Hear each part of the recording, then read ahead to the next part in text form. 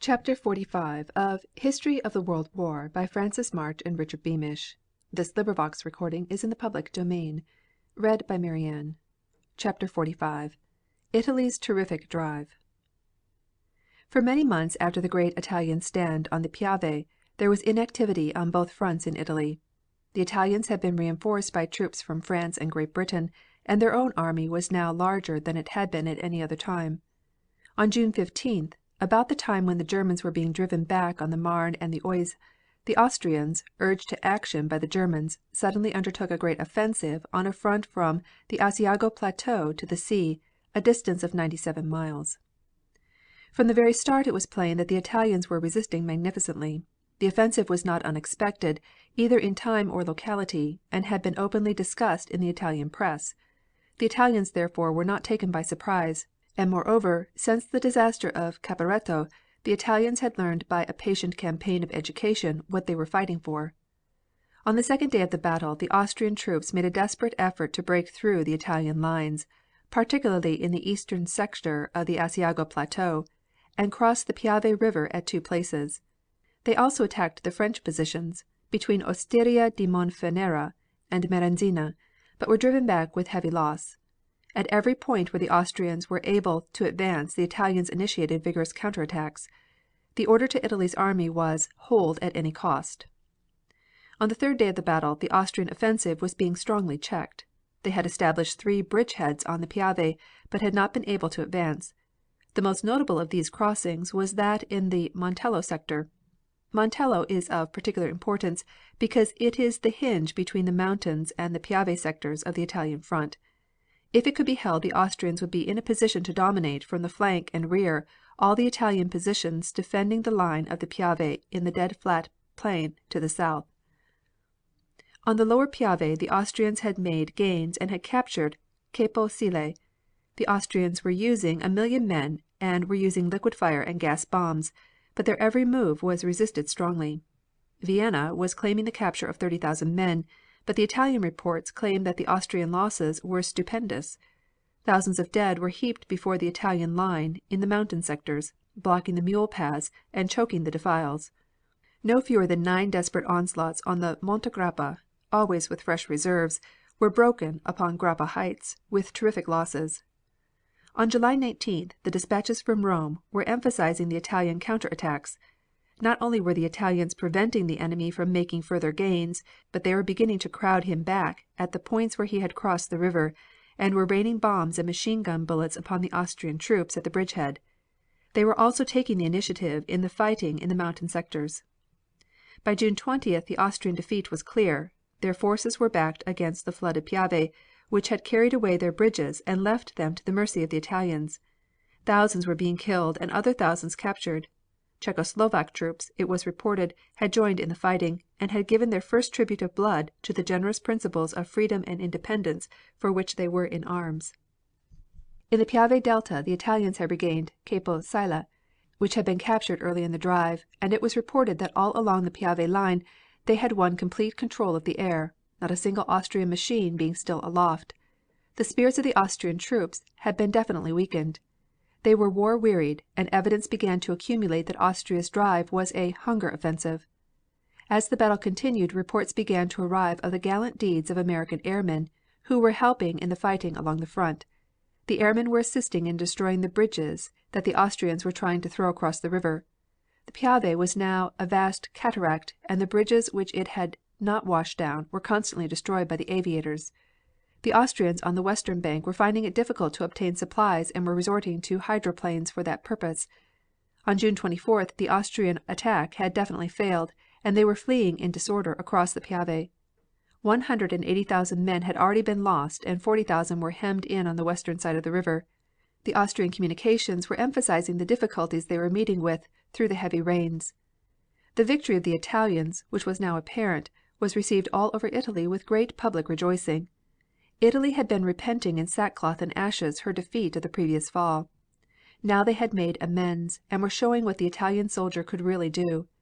In America, and among the Allied powers, there was great enthusiasm, and Secretary of War Baker sent this congratulatory message to the Italian Minister of War: Your Excellency, The people of the United States are watching with enthusiasm and admiration the splendid exploits of the great army of Italy in resisting and driving back the enemy forces which recently undertook a major offensive on the Italian front. I take great pleasure in tendering my own hearty congratulations, and would be most happy to have a message of greeting and congratulation transmitted to General Diaz and his brave soldiers. Newton D. Baker, Secretary of War of the United States. In announcing to his victorious army the repulse of the Austrians, General Diaz, the Italian commander in chief, said: "The enemy who, with furious impetuosity, used all means to penetrate our territory has been repulsed at all points. His losses are very heavy. His pride is broken. Glory to all commands, all soldiers, all sailors." On the 26th of June the Italian troops, having forced the last rear guard of the retreating Austrians to surrender and completely occupied the west bank of the Piave, began an offensive on the mountain front in the Monte Grappa sector. They gained more than 3,000 prisoners and considerable territory. On the southern part of the Piave they were carrying on a vigorous offensive against the Austrian positions within the Piave Delta. The Austrian troops at that point were being prevented from retreat by the high water, and suffered terrible losses. On July 6th the Italians drove the last of the enemy from the Delta. The campaign in Italy now languished until, on October 27th, Italy began her last terrible drive. The great Italian offensive was made not only by their own forces and the French and British troops which had assisted them the previous June, but during the intervening period a large force of Americans had arrived in Italy. On June 27th Secretary Baker had made the announcement that General Pershing had been instructed to send into Italy a regiment that was then training in France. The regiment thus sent was augmented considerably later. The purpose of sending troops to Italy, Mr. Baker explained, was rather political than military. It was desired to demonstrate again that the Allied nations and the United States were one in their purposes on all fronts, and to extend the intercourse between the troops of all the powers at war with Germany. On the second day of the Italian offensive their success increased. More than 9,000 Austrians were taken prisoner and 51 guns were captured. The Piave River had been crossed, and the Italians had advanced 4 miles to its east. The attacks in the mountain region were being more bitterly contested, and counter attacks had enabled the enemy to regain some of their lost positions. On October 30th the Italian advance was continuing. The Austrian front appeared to be breaking under the heavy blows of the Allied troops. Dispatches indicated striking successes, not only on the Italian front but at the points where the British and the French were holding the line. The Americans were being held in reserve, but American airplanes were actively participating in the work at the front. By this time the last lines of the Austro-Hungarian resistance on the central positions along the Piave River had been broken, and more than 15,000 prisoners had been taken. The Austrians, however, had been desperately resisting, and their artillery fire at many points was very effective, especially that which had been directed at the pontoon bridges thrown across the Piave. King Victor Emmanuel had been present in person during the crossing, and was often under the fire of the Austrian guns. On October 30th 33,000 Austrians had been captured, and the Italians had reached Vittorio. Americans had now joined in the fighting. The Austrian retreat reached the proportion of a rout. They were still fighting, especially in the mountain region, but in the plains east of the Piave they were in full flight. Taking into consideration the numbers of troops in the Austrian lines and their apparently plentiful supplies, it began to seem probable that their break was due more to political maneuvers than to military force. The Austrians at this time were making a great peace drive, and the dissatisfaction at home had affected the morale of the troops at the front. The conditions in Italy were in close resemblance to those in Bulgaria just before Bulgaria applied for armistice. On the 1st of November the Austrians were completely routed, and were streaming in confusion down the valleys of the Alpine foothills, fleeing northward from the Piave. Reports from Austria indicated riots at Vienna and Budapest. In Vienna people were parading in the streets, shouting, "Down with the Habsburgs." On October 29th the Austrians asked for an armistice. Their announcement read as follows: The High Command of the armies early Tuesday, by means of a parlementaire, established communication with the Italian Army Command. Every effort is to be made for the avoidance of further useless sacrifice of blood, for the cessation of hostilities, and for the conclusion of an armistice. Toward this step, which is animated by the best intentions of the Italian High Command, at first assumed an attitude of unmistakable refusal, and it was only on the evening of Wednesday that, in accord with the Italian High Command, General Weber, accompanied by a deputation, was permitted to cross the fighting line for preliminary pourparlers. General Diaz, the Italian commander, had referred the Austrian request to the Versailles Conference, and had acted in accordance with their direction. In proposing the armistice the Austrians had also expressed their resolve to bring about peace and to evacuate the occupied territory of Italy. This was the beginning of the end. The northern part of Italy is bounded by the Alps, and between those lofty ranges and the deep valleys there had been constant fighting. In this fighting, both on mountain and in valley, there were the most extraordinary deeds of individual heroism constantly exhibited. The Alpine regiments, known in Italy as the Alpini, were men of extraordinary physical powers, accustomed to mountain climbing, and filled with courage and patriotism. Owing to the nature of the territory in such contests, only a limited number of men could be used at one time, and the fighting went on over masses of snow or solid rock. Guns were hauled up precipices, and dugouts excavated in the rock itself. The Italian troops, clothed in white overalls to prevent their being seen, moved with great rapidity from point to point, and forced their enemy to keep constantly on the alert. In the great Italian drive just described the most bitter fighting was that which occurred in these mountainous regions. The work of the Italian aviators is also worthy of special attention. They not only secured entire command of the air, but by flying low they often threw into confusion with their machine guns the Austrian infantry.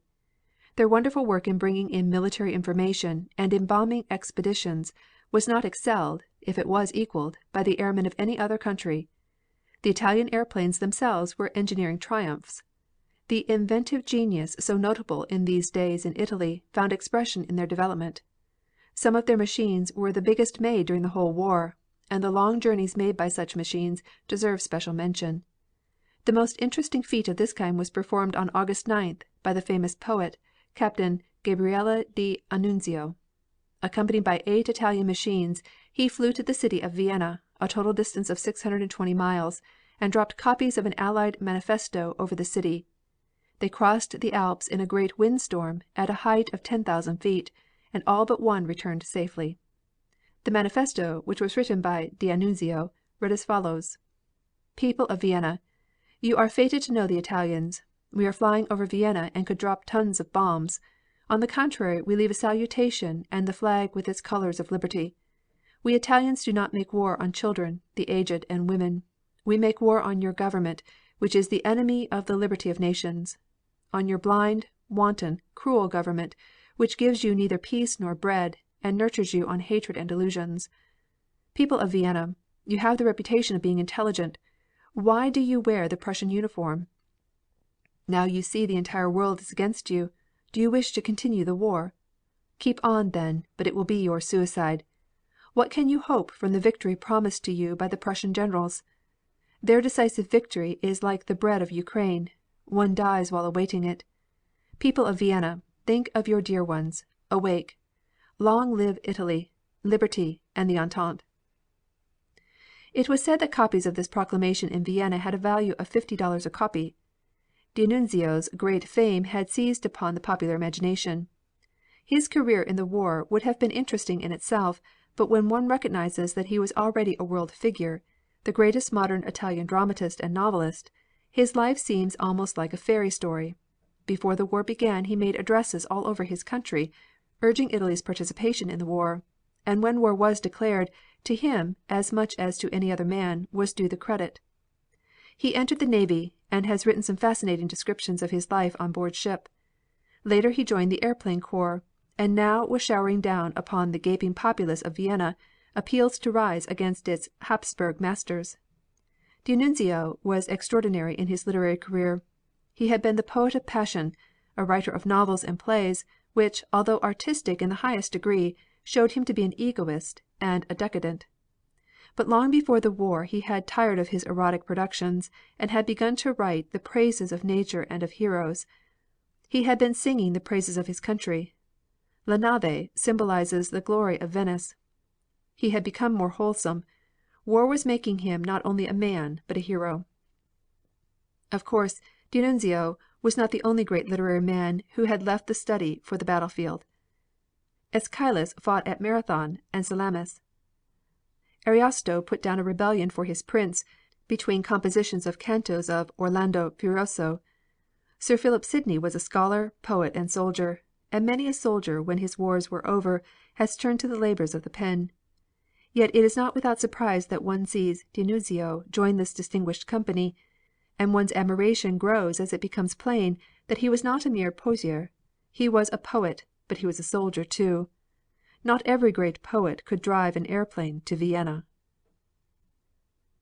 CHAPTER 46